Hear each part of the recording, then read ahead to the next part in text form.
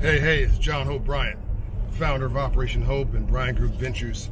I'm going to be doing a longer interview later this week with Roland Martin on Black Wealth. So I'm going to get into this in a much deeper way. And I'm also doing a live video on a subtopic of this called Hunter Skinner Cook. So watch out for that video this week. So it dawned on me, and I talk about all people. I'm interested in the empowerment of all people. Dr. King was interested in the uplift in the Poor People's Campaign of all people. There are more poor whites in America than poor anybody else. But my African-American brothers and sisters are personal to me for obvious reasons and are a particular priority for me because I think that we have been unduly, unevenly oppressed over a country that's had 350 years of enslavement and 150 years free. Those are the numbers. I love math, by the way, because it's just easy. But you got to figure out what your strategy is. And my problem with my Black American community is that we don't seem to have a strategy. We have emotions about too many things. So let me be very specific here. How do you progress in life? Whatever you're doing, you have a hunter. This is the team. You have a gatherer or a skinner, and you have a cook. So in civil rights and in civil rights, so social justice and economic uplift, you have these three categories. You have the hunter, you have the gatherer, the skinner, and you've got the cook. In the civil rights terms, the hunter were my mentor, Ambassador Andrew Young, Dr. Martin Luther King Jr., the head of the NAACP, the head of the Urban League. All of these heroes and sheroes were out there in the front lines, and they were hunting. They were putting their lives at risk, taking risks head on, securing victories, achieving things, cutting down trees. And then the analysts in the movement, the lawyers, helped to prepare, scan, and gather the information where there were barriers that the hunters couldn't get through that were unfair to all people. And the cooks, in this case, the lawyers and the courts, took that information from the hunters and the gatherers and the skinners, gatherers/skinners, and cooked that, made that into a product that benefited all people. That's civil rights, right?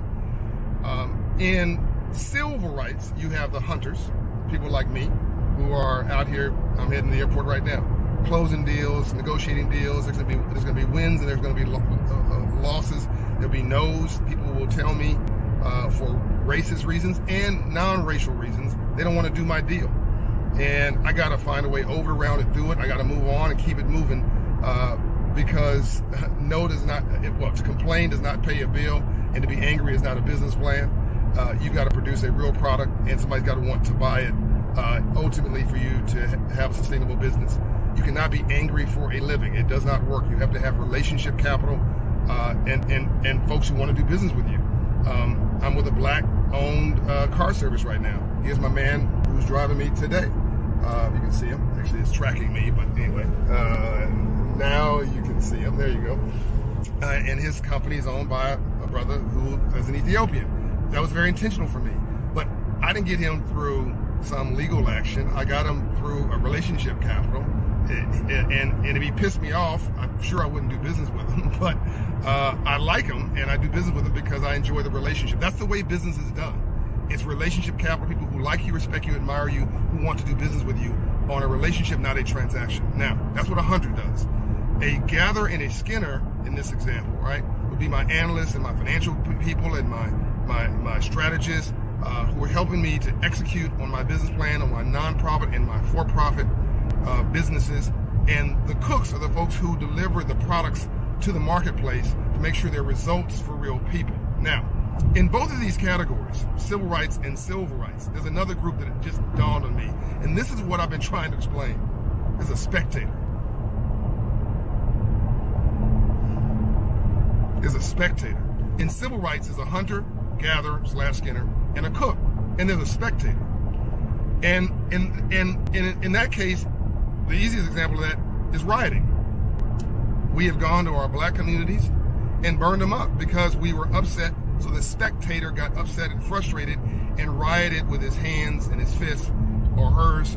And by the way, rainbows after storms, some of that then turned into economic uplift. I mean, Operation Hope was born in the results of a riot, not through a riot, but the results of my being frustrated with that.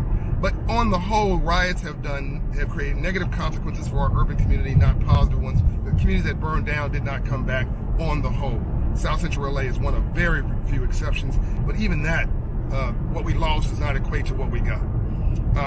And you have spectators now who are screaming and hollering and getting emotional about stuff they have no interest in whatsoever. It doesn't benefit you, not one iota. And it doesn't pay a bill, it doesn't advance you, it doesn't send your kids to college. Everything that you do, which means it's wasted energy, all you can control is focus and execution in your life. That's all you can do.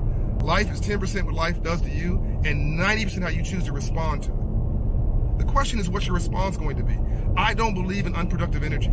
I don't believe in wasting my time. I don't believe in getting old and angry, old because I'm angry and getting my health go out the window because I am shaking my fist every day in the world, screaming at the TV set, or texting or doing stuff as a spectator on social media. When you have something to say, make sure it's meaningful and make sure it contributes and it advances your station in life.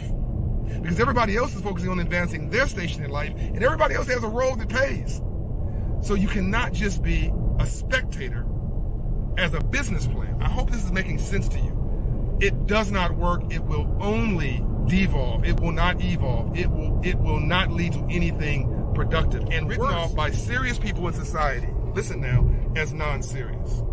Think about what I'm saying. I'm going to go deeper in this on my live with Roland. We're talking about black wealth. And I may, if you want me to, I may do a more deeper series on it. But just hit me. Like, what's my issue? Like, John, what do you really...